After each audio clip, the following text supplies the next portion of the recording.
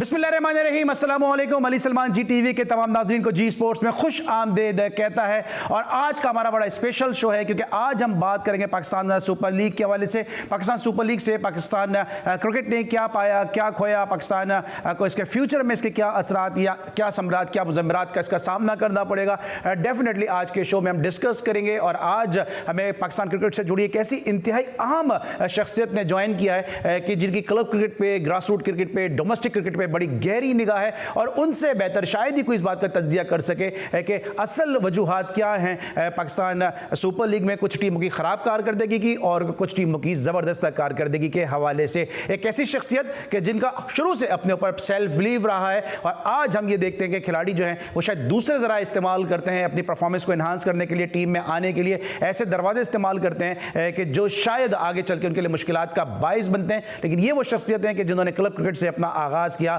ना कोई सपोर्ट थी, ना कोई ऐसी सहूलियात इनको मुहैया थी, उसके बावजूद रेतीले मैदानों से क्रिकेट खेलते खेलते आलमी क्रिकेट के सब्ज़ाज़ारों तक पहुंचे। और क्या खूब पहुंचे कि अपने पहले ही टेस्ट मैच में जेफ बाइकॉट जैसे बैट्समैन से शर्त लगाई और फिर इन्होंने वो शर्त भी जीती। तो ये था इनका अपने ऊपर सेल्फ बिलीफ। मेरे साथ इस वक्त मौजूद हैं पाकिस्तान के ज़बरदस्त और एक ऐसे विकेट कीपर कि जब जब पाकिस्तान में विकेट कीपिंग का तस्करा होगा तो इनके तस्करे के बगैर ना सिर्फ पाकिस्तान की बुक बल्कि दुनिया क्रिकेट की कहीं भी जहां विकेट कीपिंग की बात होगी इनके तस्करे के बगैर ये किताब मुकम्मल नहीं होगी। मेरे साथ मौजूद हैं हमारे बहुत ही अपने राशिद लतीफ़ साहब। अस्सलाम वालेकुम राशिद भाई। वालेकुम अस्सलाम अली, आपने बहुत लंबा और बहुत ही जबरदस्त जामे तारुफ करा दिया जिसके हम लायक नहीं है बिल्कुल भी।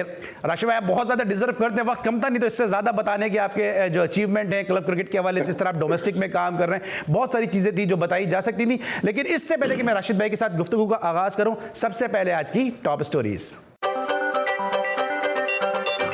ऑस्ट्रेलिया टेस्ट सीरीज की ट्रॉफी की रोनुमाई। Trophy legend leg spinner Abdul Qadir और रिची बेनो से मंसूब। रावलपिंडी स्टेडियम में टीमों की भरपूर तैयारियां जारी। दोनों टीमों के दरमियान पहला टेस्ट 4 मार्च से शुरू होगा। पाकिस्तान में खुद को बहुत मजबूत और बहुत फख्र महसूस कर रहे हैं। उम्मीद करते हैं कि दौरा पाकिस्तान में तीनों टेस्ट कांटेदार होंगे। Nathan Leone. आईसीसी की नई वनडे प्लेयर्स रैंकिंग जारी। कौमी कप्तान बाबर आजम पहली पोजीशन पर बरकरार। लाहौर कलंदर्स की कामयाबी एक सबक है कि इंसान सिर्फ कोशिश कर सकता है, कामयाबी कब मिलनी है ये इल्म नहीं होता। आकिब जावेद। कौमी फास्ट बॉलर हसन अली का इंग्लिश काउंटी लंकाशायर के साथ मुआहदा। वुमेन वर्ल्ड कप के वार्म अप मैच में पाकिस्तान ने बांग्लादेश को हराकर मुसलसल दूसरी कामयाबी समेट ली। पीसीबी वुमेन्स विंग ने अगले साल पीएसएल की तर्ज पर लीग कराने का ऐलान कर दिया। जी नाज़रीन, ये थी हमारी आज की टॉप स्टोरीज और बगैर किसी तवक्कुफ के राशिद भाई के साथ आगाज करते हैं। और ये जो हमारा एपिसोड है राशिद भाई के साथ, ये 2 हिस्सों पे मुश्तमिल होगा। आज के दिन हम इनसे बात करेंगे पाकिस्तान सुपर लीग के हवाले से और जो हमारी नेक्स्ट डे की एपिसोड होगी उसमें हम इनसे बात करेंगे पाकिस्तान और ऑस्ट्रेलिया के सीरीज के हवाले से। राशिद भाई सबसे पहले तो ये बताइए कि लाहौर कलंदर की टीम ने टाइटल अपने नाम किया। गुज़िश्ता कई एडिशन में जो 6 एडिशन खेलेगा उसमें लाहौर कलंदर ऐसा क्या नहीं कर रही थी जो इस मरतबा उसने किया और टाइटल जीतने में कामयाब हो गई? देखिए, पहले तो लाहौर कलंदर को बहुत मुबारक हो, बहुत एफर्ट किए उन्होंने और ये वो फ्रेंचाइज है जिसने काफी मुश्किलात भी सही हैं और आड़े हाथ भी लिया गया फ्रेंचाइज को, क्योंकि शुरू की अगर देखी जाए पीएसएल उसमें परफॉर्मेंसेस बहुत अच्छी नहीं थी। ये शुरू में ही बाहर हो जाते थे। 5 टीमें, ये 5वीं टीम हुआ करती थी, फिर 6 टीम आ गई, उसमें भी 6ठी टीम होने लगी। तो इन्वेस्टमेंट अच्छी थी, अच्छे प्लेयर्स लिए गए, ब्रेंडन भी आ गए इनके पास, एबी भी आ, डिविलियर्स भी आ गए और बहुत सारे प्लेयर्स इनके पास नामी गिरामी आए और परफॉर्म नहीं कर पाए। लेकिन जब कराची किंग्स से इन्होंने फाइनल खेला, वो एक चांस इनको एक मिल गया था कि यहाँ पे वो चैंपियन बन सकते हैं, लेकिन वहां पे कराची का पल्ला भारी रहा। एनीवे, इस दफा मुल्तान सुल्तान बहुत हैवी वेट थी। हैवी वेट परफॉर्मेंस वाइज अगर देखा जाए तो बहुत तगड़ी थी और बीच में इस्लामाबाद यूनाइटेड 2nd नंबर पे चल रही थी, लेकिन इस्लामाबाद यूनाइटेड की थोड़ी इंजरीज होती हैं और कुछ प्लेयर्स चले जाते हैं। टॉप 3 प्लेयर्स जो कि उनके हैवी वेट्स थे, एलेक्स हेल हो गए और साथ में स्टर्लिंग है और मनरो, ये तीनों प्लेयर चले गए और शादाब अनफिट हो गए। तो इनको मुश्किलात का सामना है। तो सामने एक टीम आती है और लाहौर कलंदर, और ये चौथा मैच था इस PSL का इनका अगेंस्ट मुल्तान सुल्तान। तो तवक्को हमें यही थी कि अब शायद फाइनल की मैं बात कर रहा हूँ, अब शायद मुल्तान सुल्तान ना जीते, क्योंकि लाहौर डिजर्व भी करता है और वक्त ऐसा आ गया है कि शायद कुदरत भी लाहौर कलंदर का साथ दे। टीम अच्छी थी और राशिद खान से फर्क पड़ा, हफीज ने अपना हक अदा किया लास्ट मैच में, और उसके बाद अब्दुल्ला शफीक हो, कामरान गुलाम हो, नए प्लेयर थे, इन्होंने परफॉर्मेंसेस दी हैं। इनके जो 3-4 बॉलर्स थे, रमान खान जो कि नए न्यू कमर थे, हारिस हो गए, शाहीन हो गए, राशिद हो गए, ये सारे मिल के इन्होंने बहुत ही अच्छा परफॉर्म किया। लेकिन एक प्लेयर ऐसा था जो ना होता तो शायद लाहौर कलंदर एलिमिनेट हो जाती शुरू में ही, वो है फखर जमान। ये इवेंट जो था ये फखर जमान के नाम रहा लाहौर कलंदर के साथ। उन्होंने जिस तरह से बैटिंग की है शुरू के मैचेस में, मोमेंटम जो बनाया वो फखर जमान ने बनाया, और बहुत डिजर्व करते हैं, वो तारीफ के लायक है जिस तरह से उन्होंने इनिंग खेली है। और लाहौर कलंदर जो चैंपियन बना है, मोमेंटम स्टार्ट किया, वो फखर जमान थे। ठीक है, अच्छा रजवी, आप और मैं हम दोनों ही जो डोमेस्टिक के आदमी है, ग्रास रूट क्रिकेट पे हम लोग दोनों ही ज्यादा बात करते हैं। आपको लगता है कि लाहौर कलंदर ने जिस तरह अपने डोमेस्टिक के परफॉर्मर्स को रिस्पेक्ट दी है, शायद दूसरी टीमें इस तरह से रिस्पेक्ट देने में कामयाब नहीं रही? जिस तरह हम कामरान गुलाम की अगर हम बात कर लेते हैं, या अब्दुल्ला शफीक की हम बात करते हैं, या जमान खान की हम बात करते हैं, तो इन्होंने प्रॉपर चांसेस दिए विद फुल कॉन्फिडेंस। तो शायद ये भी एक वजह बनी है कि अब आप डोमेस्टिक के परफॉर्मेंस को इन्होंने मौका ना सिर्फ दिया बल्कि मुनासिब और एप्रोप्रिएट मौके दिए हैं।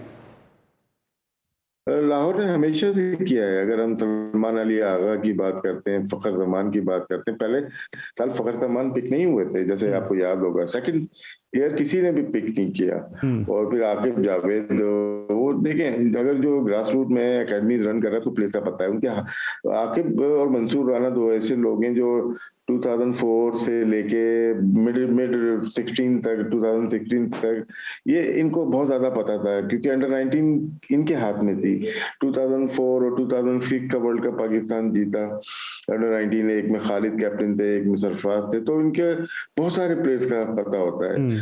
जिसको नॉलेज है तो वो प्लेयर्स पिक करता है, बाकी परफॉर्म करना ना करना वो है।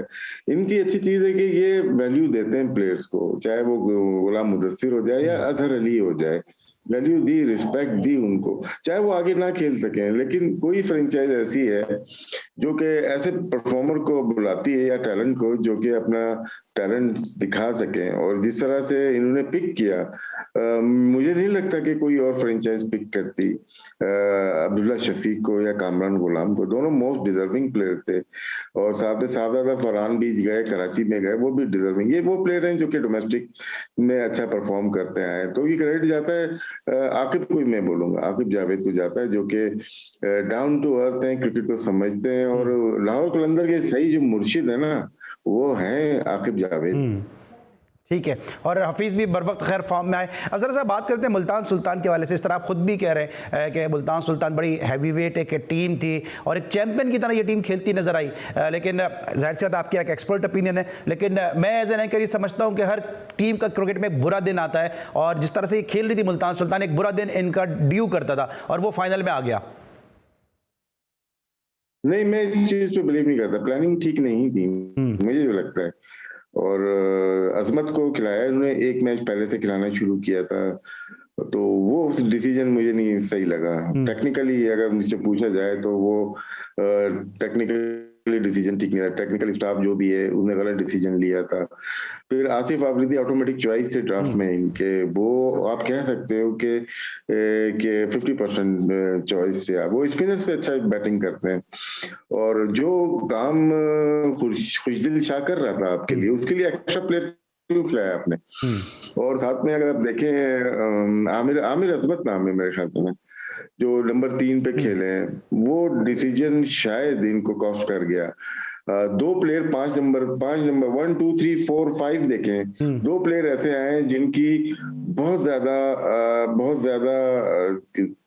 एक्सपीरियंस आप कह लें, या इस स्टेज पे इतने मजमे में इतना हैवी वेट मैच खेलना, मेरे ख्याल से वो थोड़ा सा नामुनासिब मुझे लगा। बाकी लोगों का अपना तजिया होगा, तजर्बा होगा, लेकिन आमिर अजमत खेलते हैं नंबर 3 पे, नंबर 5 पे शायद आसिफ आफरीदी आ जाते हैं, तो बनता नहीं है, ये डाइजेस्ट नहीं होती मुझे चीज। ठीक है, ऊपर से आउट जरूर हो गए, रिजवान आउट हो गए, शान आउट हो गए, लेकिन मैच नहीं छोड़ना चाहिए था। मैच छोड़ दिया, बहुत जल्दी छोड़ दिया। तो क्योंकि आपने वीक लिंक शो कर दिया अपने, कभी भी अपने जो होते हैं ना छोटे पत्ते, वो कभी शो नहीं करते। बड़े जो पत्ते होते हैं, बड़े प्लेयर उनको प्रोटेक्ट करते हुए चले जाते हैं। शायद ये गलती हुई हो, ये मुझे लगता है। अच्छा, बॉलिंग में भी क्या गलती आपको लगता है कि इमरान खान सीनियर के हवाले से, कि इमरान खान सीनियर ने गुज़िश्ता पीएसएल में बड़ा अच्छा परफॉर्म किया, हर फॉर्मेट ऑफ क्रिकेट में वो परफॉर्म करते हैं, और ये कहा जाता है कि जो है वो एक ऐसा टोटका है कि हर चैंपियन टीम का वो हिस्सा होते हैं। इसके अलावा कुछ लोग ये भी बात करते हैं कि मजहरबानी को खिलाना चाहिए था, क्योंकि जो बॉलिंग अटैक था वो मोर और लेस सिमिलर सा हो गया था, एक ही पेस के बॉलर हो गए थे इनके पास। जो मजहरबानी अगर इमरान खान सीनियर खेलते तो शायद कोई फर्क डाल देते। लेकिन इनके पास 3 तो ऑटोमेटिक चॉइस थे, टीम डेविड थे, राली रोसे थे, इमरान ताहिर, 3 तो फॉरनर प्लेयर उनको खिलाने थे। चौथा कोई खेला नहीं, खेला मुझे इतना आइडिया नहीं। विली को खिलाया सर इन्होंने, डेविड विली। हाँ नहीं, डेविड विली बिल्कुल सही चॉइस था इनके। डेविड विली ठीक था, मजहर रब्बानी के अलावा ये चॉइस ठीक थे। मजहर रब्बानी कराची के लिए मैं ज्यादा बेहतर समझता हूँ, वहाँ की पिचेज ऐसी थी। खैर एनीवे, डेविड विली की स्विंग भी थी और बैटिंग भी कर सकता है, लेकिन बैटिंग का इतना ज्यादा फायदा नहीं हुआ। लेकिन एज ए बॉलर उन्होंने स्ट्राइक तो किए थे ना, उन्होंने स्ट्राइक कर दी थी, और ईशान को शायद उन्होंने आउट भी किया था। बाकी इनकी जो टीम थी, मेरे ख्याल से जो खिलाते हुए आ रहे थे, 2 ही चीजें थी जो 2 मैच पहले से इन्होंने स्टार्ट कर दिया था। वो शायद मैचेस जीत रहे थे, इसलिए कोई बताया ही नहीं किसी ने इनको, या इनको पता नहीं चला कि यार ये 2 वीक लिंक हैं हमारे पास, इसको हमें अभी शायद नहीं खिलाना चाहिए था। शोएब मकसूद जो थे वो घर, उनके साथ थोड़ा प्रॉब्लम हो गया था, उनके पैदाइश थी बच्चे की, तो इस वजह से तो वो थोड़ा लेट हो गए थे। वहाँ कॉन्फ्लिक्ट भी एक हुआ, जहाँ पे कप्तान रिजवान ने बात भी की कि जहाँ पे आप एलेक्स हेज को और स्टर्लिंग को अलाउ कर रहे हैं और वहीं शोएब मकसूद को आप रोक रहे हैं, तो डोमेस्टिक प्लेयर को ना रोका जाए। तो शोएब मकसूद बहुत बड़ा फैक्टर रहा है पिछले साल, अगर आप देखते हैं बेस्ट प्लेयर हुआ है वो। इस दफा थोड़ा सा ज्यादा परफॉर्म किया, ज्यादा करना भी चाहिए था शान मसूद ने और रिजवान ने। तो शोएब मकसूद ऐसा प्लेयर है जो कि कहीं पे भी आमिर अजमत, फिलहाल आज की मैं बात कर रहा हूँ, कल और बड़ा प्लेयर बने, हमारी दुआएं आमिर की अजमत के साथ। लेकिन शोएब मकसूद का जो गैप है वो शायद ये मुल्तान सुल्तान वो कवर नहीं कर पाया शायद। ठीक है, राशिद भाई के साथ गुफ्तगू का सिलसिला जारी रहेगा। ये हमने 2 टीमों को डिस्कस किया, लेकिन मजीद अभी और भी 4 टीमें कि जिनको हमें डिस्कस करना है राशिद लतीफ़ साहब से, और जानेंगे उनसे पीएसएल में उन्होंने क्या गलतियां की, क्या उनकी वीकनेसेस थी, क्या उनके जो था वो स्ट्रेंथ रहा इस पीएसएल के दौरान। ब्रेक लेंगे, जब ब्रेक के बाद वापस आएंगे तो मजीद गुफ्तगू करेंगे राशिद लतीफ़ साहब से।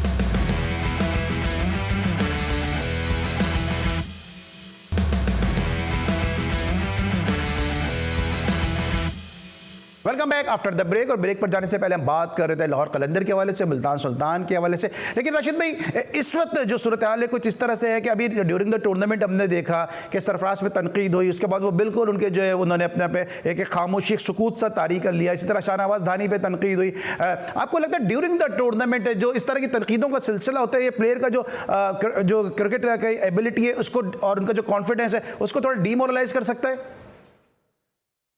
कुछ प्लेयर्स को कर जाता है, कुछ को नहीं करता, और कुछ प्लेयर नहीं देखते कि क्या हो रहा है, प्रेस में क्या हो रहा है, कोई क्या किसी के लिए बोल रहा है। और कुछ प्लेयर बहुत अफेक्ट हो जाते हैं, वो बहुत हर चीज सोशल मीडिया पे बड़ी नजर होती है और देख रहे होते हैं कि मेरे बारे में क्या बोला जा रहा है। तो फर्क कुछ को, जो मेंटली टफ होते हैं, जो अपने गेम के ऊपर होते हैं, उनको फर्क नहीं पड़ता। और जहां तक आपने बात की सरफराज की, उसका इतना स्टाइल है, अभी का नहीं है, आज थोड़ी किया उसने। अंडर 19 जब जीता वो वही थी, चैंपियंस ट्रॉफी जीता, फिर पीएसएल जीता, सेम स्टाइल में जीता ना वो। और उसका एक जिस प्लेयर को पसंद नहीं है वो स्टाइल, वो टीम में ना जाए यार, सीधे सीधे से बोले कि यार मैं अंडर सरफराज नहीं खेलना चाहता बस। लेकिन अब ये भी नहीं हुआ, सब खेलना चाहते हैं उसी के अंडर में, क्योंकि कैमरे का एक्सप्रेशन डिफरेंट होता है और ड्रेसिंग रूम में उसकी लीडरशिप वो डिफरेंट होगी। तो इसी वजह से हर कोई इसके साथ खेलना चाहता है, इसीलिए वो 3 दफा चैंपियन भी हुआ है। आपको लगा ड्यूरिंग द टूर्नामेंट जब वो खामोश हो गए बिल्कुल, तो उन्होंने कुछ ऐसी जायज़ चीज़ें भी हैं है कि जहाँ पे उनको as a wicket keeper, as a captain जो है उनको बात करनी चाहिए थी? मिसाल के तौर पे जिस तरह शायद आफरीदी को आजम खान ने छक्के लगाए, ठीक है शायद एक सीनियर हैं, लेकिन जाके उनको समझाना चाहिए था, बात करनी चाहिए थी। या और भी ऐसे कई मोमेंट्स आए कि जहाँ पे बिल्कुल ही वो उन्होंने अपने आप को जो है वो सकूत अपने ऊपर तारी कर लिया।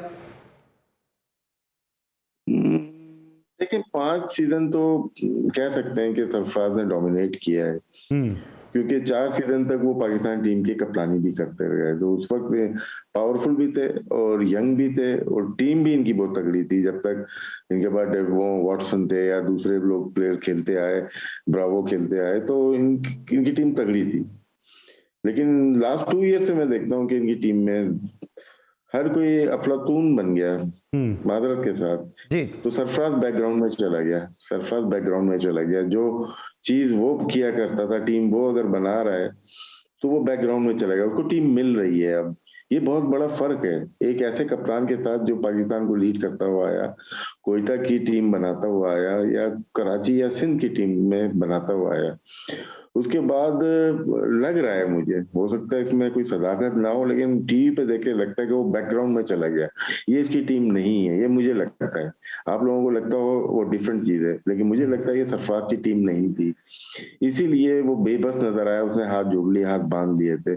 खेलना फर्ज था, बाअदब है, बा किरदार है, इसलिए बड़ों को कुछ बोलते हैं, बोल नहीं सकते। और यहाँ से अच्छा होता, इनके पास ऑप्शन है नहीं है। वक्त था पहले शायद कि इनको फ्रेंचाइज छोड़ देनी चाहिए थी। हार्श बोल रहा हूँ लेकिन ट्रू है, ये हकीकत है। इसमें कोयटा में अब शायद वो जो मनमानी वाली चीज थी, एक डोमिनेशन की बात थी सरफराज की, वो इस PSL 7 में मुझे नजर नहीं आई। तो वक्त जब आ जाए तो अंदाजा हो जाता है, तो आपको फ्रेंचाइज स्विच कर जानी चाहिए, जिस तरह आजम खान ने स्विच की है, चले गए वो, तो बेटर प्लेयर नजर आए ना। तो यही मशवरा है मेरा कि नेक्स्ट खेलते हैं तो अगर तो कप्तान बनते हैं और टीम अपनी मर्जी से बनाते हैं दोबारा तो ठीक है सरफराज, लेकिन अगर दूसरे लोग जिन्होंने क्रिकेट नहीं खेली वो टीम को बनाएंगे तो मशवरा मेरा यही है कि सरफराज साहब आप स्विच कर लें। लेकिन राशिद भाई जो बात आप बिल्कुल कह रहे हैं बिल्कुल दुरुस्त कह रहे हैं, उसमें कोई दो राय नहीं है। लेकिन एक तरफ ये ऐलान भी तो किया हुआ है ना कि ताहयात कप्तान है कोयटा ग्लैडिएटर के सरफराज अहमद, और जिस तरह से आप भी कह रहे हैं हमें भी ये सब चीज़ें नजर आई कि सरफराज वो सरफराज था ही नहीं इस पूरे टूर्नामेंट के दौरान, कि जो माजी में देखते हैं। हर प्लेयर का टाइम होता है ना, आपको पता ही है। और नहीं, ये तो नदीम भाई के बड़कपन है कि उन्होंने ताहयात तो कोई भी नहीं खेलता, लेकिन जितना भी खेलें अच्छा खेलें। कोयटा लास्ट 3 सीजन से क्वालिफाई नहीं कर पाई है, और सबसे पॉपुलर टीम अगर आप कह सकते हैं सिंध रीजन में या कराची रीजन में वो कोयटा, इवन पाकिस्तान में भी बड़ा सराहा गया उनका खेलने का स्टाइल, कोयटा का आखिर तक लड़ने का। लेकिन लास्ट 3 सीजन में अगर हम देखते हैं तो टीम ऐसी नहीं बनी तो परफॉर्म नहीं कर पाया, और इस पे करना पड़ेगा इनको नेक्स्ट ईयर। बहुत बड़ी चेंज इनको करनी पड़ेगी, चाहे वो। अच्छा राशिद भाई, आपने चेंज की बात की, आपको एक और चीज भी लगती है कि जो इनका शुरू से जिनका प्रॉब्लम रहा है वो इनका जो है एमर्जिंग प्लेयर का प्रॉब्लम रहा है। कभी भी वो ढंग के एमर्जिंग प्लेयर पिक ही नहीं करते कि जो इनको जब वक्त पड़े तो वो साथ खड़े हो। जैसे हम दूसरी टीमों के एमर्जिंग प्लेयर देखते हैं, इनके साथ ऐसा कोई मसला नहीं है। ऐसा लगता है कि बहुत ज्यादा कॉम्प्रोमाइज करते हैं ये एमर्जिंग प्लेयर की सिलेक्शन में। देखिए कभी कभार होता है पिक नहीं मिलती है आपको, हो सकता है ये जमान खान को उठाते हैं, ठीक है ना, इन्होंने नसीम शाह को उठाया, किसको पता था कि 1 साल में वो पाकिस्तान की नुमाइंदगी करने लगेगा। वो है एमर्जिंग अभी भी, लेकिन एज ए डिफरेंट प्लेयर वो खेल रहा है। हसनैन को भी एज ए एमर्जिंग उठाया था उन्होंने, लेकिन थोड़े अरसे के बाद वो नेशनल टीम से खेला, परफॉर्म किया, वो भी एमर्जिंग की लिस्ट से हट गया। सबसे पहले मोहम्मद नवाज को उन्होंने उठाया था, आज वो प्लेटिनियम में है। तो जिसको आजम को उन्होंने लिया एमर्जिंग में, तो कुछ प्लेयर इंटरनेशनल, ये बहुत बड़ा क्रेडिट है पाकिस्तान टीम के लिए कि जो एमर्जिंग में उन्होंने उठाए प्लेयर वो पाकिस्तान की नुमाइंदगी कर रहे हैं। अब जो प्लेयर आप लेते हैं उसमें कुछ प्लेयर्स हैं जिसमें आरिश अली खान था, उसको कैरी करना चाहिए था इनको, वो अच्छा था, दलमी ने लिया, दलमी ने यूटिलाइज ही नहीं किया आरिश अली खान को। इस तरह से बहुत सारे प्लेयर्स हैं जो कि मिसयूज हो जाते हैं कभी कभार, लेकिन गलतियां होती है, इंसान सीखता है। लेकिन पास में इनकी पिक बहुत अच्छी रही है इमर्जिंग के लिए, और हसन खान को भी उठाया इन्होंने, हसन खान को भी खिलाया। तो उस लिहाज से देखा जाए तो मुझे बुरी नहीं लगी। लेकिन इस साल आप कह सकते हैं कि इन्होंने कुछ ऐसे प्लेयर लिए जो कि परफॉर्म नहीं कर पाए। प्लेयर सारे ही अच्छे होते हैं, परफॉर्म नहीं कर पाए। सही, लेकिन अच्छा जो प्लेयर उन्होंने लिए, जैसे इन्होंने अशर कुरैशी को लिया। अशर कुरैशी को सब जानते हैं कि वो एज ए बैट्समैन ऑलराउंडर है, वो बैट्समैन और बॉलर है, लेकिन उनको एज ए बॉलिंग ऑलराउंडर खिलाएगा। जो लिए भी उनको प्रॉपर यूज नहीं किया गया। लेकिन साथ साथ जिस तरह शाहिद आफरीदी ने ड्यूरिंग द टूर्नामेंट टीम का साथ छोड़ दिया, क्योंकि देखिए प्लेयर अपनी फिटनेस के बारे में खुद जानता है। उस मौके पर शाहिद आफरीदी ने जो साथ छोड़ा, वो भी क्या आपको लगता है डैमेज कर गया कोयटा ग्लैडिएटर को? क्योंकि वहां पे आफरीदी ने जो जिस मैच के बाद छोड़ा, उस मैच में तो अपनी रिदम में आ गए थे वो। देखिए कुछ चीजें ऐसी होती हैं, नदीम भाई कर जाते हैं मोहब्बत में, एक है उनका खुलूस है, ये खानदानी लोग हैं, कर जाते हैं। जो शाहिद को जिस तरह से खिलाया उन्होंने, तो वो शाहिद को भी पता था कि मुझे 2-3 मैच खेलने हैं, लेकिन एक प्लेयर की जगह चली गई है। तो इसमें क्योंकि शायद बड़ा स्टार है यार, हम भी कुछ ऐसा आर्गुमेंट नहीं करना चाहते। ठीक है, लास्ट उसका सीजन था, उसने ख्वाहिश जाहिर की थी, और नदीम भाई का ने कुर्बान कर दी कोयटा ग्लैडिएटर एक बड़े नाम के लिए, शाहिद अफरीदी के लिए, जो कॉस्ट किया है उनको। ये नहीं है कि हम बोलेंगे कॉस्ट नहीं किया, कॉस्ट किया है, लेकिन यार एक मान रखा है कि इंसान ने दूसरे इंसान का उसमें क्या होता है कि क्रिकेट में कभी कभार बहुत बड़ा नुकसान हो जाता है, और कोयटा को नुकसान हुआ है। ठीक है, कोयटा को नुकसान हुआ। फॉकनर वाले एपिसोड पे राशिद भाई क्या कहेंगे कि जो स्टांस लिया पाकिस्तान क्रिकेट बोर्ड ने भी, कोयटा ग्लैडिएटर ने भी? बिल्कुल ठीक लिया, बिल्कुल ठीक लिया। इनको तो FIR काट के अंदर 15 दिन का रिमांड होना चाहिए था, जैसा होता है ना यहाँ पे पाकिस्तान में, स्पेशली रिमांड तो रेमंड डेविस का भी नहीं लिया था यहाँ हमने।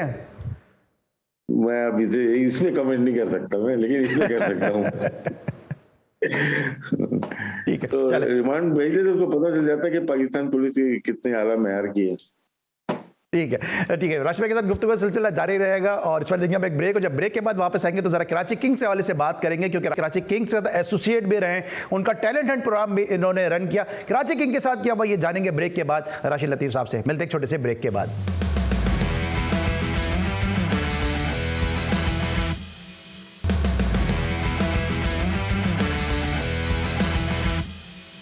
Welcome back after the break. गुफ्तगू का सिलसिला जारी है जनाब पाकिस्तान के जबरदस्त विकेट कीपर बैट्समैन से, जिनकी गुफ्तगू भी यकीनी तौर पे आप पसंद कर रहे होंगे। खुल के बोलते हैं, बोल्ड बोलते हैं, ब्लंट बोलते हैं, और आप सबके इंतहाई पसंदीदा राशिद लतीफ साहब से अब हम जानेंगे जरा कराची किंग की सूरत हाल के हवाले से। कराची किंग में राशिद भाई क्या हुआ? क्योंकि कुछ लोग ये भी कहते हैं कि कराची किंग का सिलेक्शन जो था वो दुरुस्त नहीं था, जो कराची किंग को भी कॉस्ट कर गया, बाबर आजम को भी कॉस्ट कर गया। पहले तो मैं इनकी सिलेक्शन के हवाले से आपसे बात करना चाहूंगा कि क्या आप भी दूसरे लोगों की तरह यही समझते हैं कि बाबर आजम को टीम अच्छी नहीं मिली? और अगर बाबर आजम को टीम अच्छी नहीं मिली तो क्या बाबर आजम खुद इसके जिम्मेदार नहीं है? क्योंकि जो पिक हुई है उसमें तो यकीनन उनकी भी राय शामिल होगी। राय शामिल होती है, लेकिन कभी कभार नहीं भी होती है। कभी फ्रेंचाइज में नहीं पूछा जाता, कभी पूछा जाता है, कभी कप्तान बताता है लेकिन वो प्लेयर पिक नहीं होते। हो सकता है कप्तान की टीम हो, इसमें देखिए ना मैं था वहां पे ना आप, मैं मैच जो हुए उसमें जो पिक हुई है उसका तजिया कर सकते हैं हम लोग। कराची किंग के देखो, ये जो ड्राफ्ट होता है ना, इसमें 50% टीम आपकी बन जाती है ड्राफ्ट में। आप एक मिस्टेक करते हैं तो मल्टीप्लाई करते जाएं आप पूरे ड्राफ्ट के अंदर। कराची ने काफी मिस्टेक्स की, और फॉरेनर प्लेयर पे तो कंप्रोमाइज नहीं करना चाहिए था। फॉरेन प्लेयर्स आपकी की होते हैं, कम प्लेयर्स थे, आपने ट्रेड भी नहीं किया किसी प्लेयर को। ट्रेड करना चाहिए था, किसी को लेते किसी को देते, तो वहां पे आपकी थोड़ी पकड़ हो जाती है टीम की कि डेप्थ हमें चाहिए। तो 3-4 चीजें बहुत इंपॉर्टेंट है। कैप्टनसी नई आई यहाँ पे, और साथ में इनका कोच भी नया आया, 2 महीने पहले आया था, जो कि नामुनासिब होता है कि वो बैठ के ऑनलाइन टीमें सेलेक्ट करे, सलमान भाई से करे या तारिक वसी से करे या वसीम भाई से करे। और फिर आपको लोकल की जान पहचान होनी चाहिए। लोकल का कोई भी नहीं था इनके पास। बाद में टीम में as a fielding coach Masroor आए, असिस्टेंट कोच आए, लेकिन उन ड्राफ्ट में मौजूद नहीं थे। तो फैसल मिर्जा हो जाए, वसीम भाई हो जाए, तारिक वसी हो जाए, या और कोई भी बैठ जाए इनके साथ, तो इवन बाबर भी बैठ जाए, डोमेस्टिक का नहीं पता। और जिस टीम की डोमेस्टिक के प्लेयर, डोमेस्टिक का मतलब लोकल पाकिस्तानी प्लेयर तगड़े होंगे ना, वो टीमें परवान चढ़ती हैं। नंबर 1 देखें, Rizwan local international player, Shan Masood local international player, Shoaib Maqsood local international player, Khushdil Shah local international player. इसी तरह आप ले गए धानी, 5 से 6 प्लेयर मैंने आपको ये गिना दिए जो कि लोकल इंटरनेशनल स्ट्रॉन्ग प्लेयर हैं, बॉलिंग भी, बैटिंग भी, कीपिंग भी। अब हम आ जाते हैं लाहौर कलंदर की तरफ आ जाते हैं। दोनों ने अच्छे प्लेयर लिए, अब्दुल्ला शफीक को लिया, कामरान गुलाम को लिया, और फखर जमान उनके पास ऑलरेडी मौजूद थे, local international player. Shaheen Shah Afridi local international player, Haris Rauf local international player, और जमान खान को लिया उन्होंने जो कि अच्छा परफॉर्म करते हुए आए। अब हम जाते हैं इस तरफ इस्लामाबाद यूनाइटेड के पास। इनके पास लोकल प्लेयर फहीम अशरफ, शादाब खान, जफर गौर को इन्होंने खिलाया नहीं है, और आसिफ अली इनके पास थे, और फहीम अशरफ थे, और हसन। लेकिन राशिद भाई यहाँ पे थोड़ी कतई कलामी होती है कि अब जो इनका जो आप इस मैनेजमेंट का हिस्सा रहे, आपने इनका टैलेंट एंड प्रोग्राम रन किया है, ठीक है, जितना भी क्रेडिट हम देते हैं इकबाल इमाम साहब को कि जिन्होंने इंटीरियर सिंध में काम किया, तौसीफ अहमद ने काम किया, शौकत मिर्जा ने काम किया, लेकिन आपका वो इवेंट था जो सिंध के शहजादे, जिसको मैंने भी कवर किया, जिसमें आप शाहनवाज धानी को लेकर आए, आपने एक इवेंट से पूरी दुनिया के सामने उसका टैलेंट शोकेस कर दिया। दानियाल राजपूत आपका man player of the tournament बना। लेकिन आपको क्या लगता है कि ये प्लेयर को क्यों यूटिलाइज नहीं करते? रोहिल नजीर को इन्होंने जाया किया, इन्होंने ऐसा जो रिजवान को इन्होंने जाया किया, इसके अलावा इन्होंने लिविंगस्टोन को इन्होंने रिलीज कर दिया, फिर इस तरह अगर देखें आमिर यामीन को प्रॉपर तरीके से इन्होंने यूज नहीं किया, साहबजादा फरहान को इन्होंने जो है वो नीचे खिलाना शुरू कर दिया। तो आपको क्या लगता है इस टीम का प्रॉब्लम क्या है? यार इतना मुश्किल सवाल और जवाब मुझसे मांग रहे हो जो कि मैं अभी भी कराची किंग भेजता हूँ। यार अभी मैं फिनिश कर दूंगा। ये इस्लामाबाद यूनाइटेड के भी लोकल प्लेयर अच्छे हैं। इनके पास अब आ जाते हैं हम Karachi king. Local player Babar Azam दुनिया का नंबर 1 प्लेयर, फिर इमाद वसीम वो भी वर्ल्ड क्लास बॉलर, फिर हम मोहम्मद आमिर वो भी अनफिट हो गए वो। तो इसके अलावा शर्जील लेकिन चल नहीं पाए। क्लिक करना बहुत जरूरी होता है। और जहां तक आपने जो सवाल पूछा है बड़ा मुश्किल सवाल है, जवाब देने का दिल तो नहीं कर रहा, लेकिन थोड़ा बहुत कोशिश करूंगा कि ऐसी टीम के अंदर ना आपके पास लोकल कोच होना जरूरी है। जैसे अदर महमूद हो गए या कोई आकिब जावेद हो गए ना, यहाँ पे फिर इंटरनेशनल कोच नहीं होना चाहिए जिसको यहाँ के बैकग्राउंड का नहीं पता, टीम के बैकग्राउंड का नहीं पता। और थोड़ा सा हमें जो प्रॉब्लम रहा मेरे दौर में कराची किंग में, हमारे पास पाकिस्तान टीम का कोच था, वो तो मिकी आर्थ था। उसकी अपनी एक सोच थी, क्योंकि जो पाकिस्तान टीम में खेलेंगे वो कराची किंग में खेलेंगे या उसको लेके हम चलेंगे। तो उनके पास हर जगह डीन जॉन आए, उनका टोटली डिफरेंट एटीट्यूड था, अलग सोच थी, और बेहतरी की तरफ हो गए। वो डेटाबेस पे काम करते थे, अपना बंदा साथ लेके आएंगे। तो कराची किंग उस जमाने में अगर देखें तो अच्छा परफॉर्म किया। उनके जाने के बाद लास्ट ईयर भी और इस साल भी उन्होंने परफॉर्म नहीं किया। तो इसमें क्या है कि रिवॉल्व जो करती है 2 3 4 प्लेयर के ऊपर करनी है कराची की। ठीक है, लोकल प्लेयर की हटना पड़ेगा। लोकल प्लेयर की बात करें सर, 2-3 मिनट 2-3 सवाल मैं आपसे जल्दी करना चाहूंगा, जरा फिर हम बात करेंगे पाकिस्तान ऑस्ट्रेलिया सीरीज के हवाले से। लोकल प्लेयर की आपने, लोकल कोचेस की आपने बात की है, आपको नहीं लगता कि जिस तरह आप बात करते हैं, हम फर्स्ट क्लास क्रिकेट की बात करते हैं कि पाकिस्तान में जो पर्टिकुलर शहर कराची में जो भी अच्छा प्लेयर है या जो भी बड़ा प्लेयर है वो सब ये आपको बहुत ज्यादा मानता है, वो सब आपको बड़े भाई के साथ एक रुतबा देते हैं, हम समेत सब आपको बड़े भाई का रुतबा देते हैं। इसी तरह जो जूनियर बच्चे हैं वो मसरूर उनके साथ, जिसको हम प्यार से और मोहब्बत से और मजाक में चाइल्ड स्पेशलिस्ट कहते हैं, तो मसरूर की जितनी गहरी निगाह डोमेस्टिक क्रिकेट पे है शायद ही किसी और की होगी। तो क्या उनका भी इनपुट शामिल नहीं था? एमर्जिंग प्लेयर भी अगर उन्होंने उठाए तो वो भी अंडर 19 वर्ल्ड कप खेलने चले गए, वो भी कोई प्लानिंग हमें नजर नहीं आई। नहीं बिल्कुल होना चाहिए था नहीं। ये कभी कभार होता है ना फ्रेंचाइज मतलब ओवर एस्टिमेट हो जाती है, मतलब ओवर कॉन्फिडेंस थी कि हम कर लेंगे, लेकिन आपको एक एक पिक के लिए बड़े मशवरे चाहिए होते हैं लोकल प्लेयर के लिए। तो ये यहाँ पे बहुत बड़ी गलती हुई है कराची किंग की, और आइंदा मेरे ख्याल से इनको लोकल प्लेयर के लिए ये लोकल लोग रखना जरूरी है। कोचेज भी इनके लोकल कराची के होने चाहिए, क्योंकि अगर आप देखें मंसूर अमजद को देखें या शहजाद भट्ट को देखते हैं या बिलाल खिलजी तो वहाँ है एकेडमी में, या वकास अहमद को आके, ये चारों के चारों तो लोकल हैं, और इसमें मंसूर अमजद ने इंटरनेशनल खेली हुई है, बाकी तो आपके पास लोकल प्रोडक्ट है, तो वो टीम जीत गई।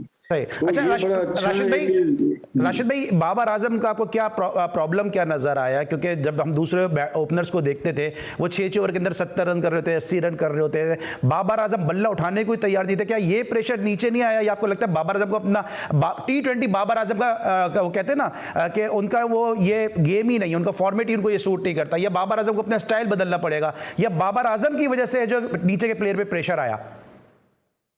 बाबर आजम को टीम बदलनी पड़ेगी। अच्छा, इस्लामाबाद से तो यहाँ आए थे, यहाँ पे बस हो गया टाइम। देखो मैं जैसे सरफराज की मैंने बात की ना, एक टाइम होता है टीम के अंदर, बस वो क्योंकि बाबर उसमें एज ए प्लेयर खेल रहा था, इमर्ज कर रहा था, अभी बाबर के पास सब कुछ है, as a world class player है, और वर्ल्ड क्लास प्लेयर के साथ उसके पास सब कुछ हासिल कर लिया। पाकिस्तान के तीनों फॉर्मेट का वो कैप्टन है, और वो अंडर इन्फ्लुएंस चलता चला जाएगा एक फ्रेंचाइज के अंदर किसी और की, तो शायद ये मेरा मशवरा है बाबर को कि शायद वक्त आ गया है फ्रेंचाइज चेंज करने का। अच्छा, दूसरी तरफ अब आखिरी मेरा सवाल है, फिर इस शो को वाइंड अप भी करेंगे। आज तक जितने भी भले आपके इख्तिलाफात रहे हों पुराने खिलाड़ियों के साथ, लेकिन मैं इस बात का विटनेस हूं, कभी आपने नाम लेके बात नहीं की, आपने ऑन एयर भी पीछे भी वसीम भाई करके बात की है।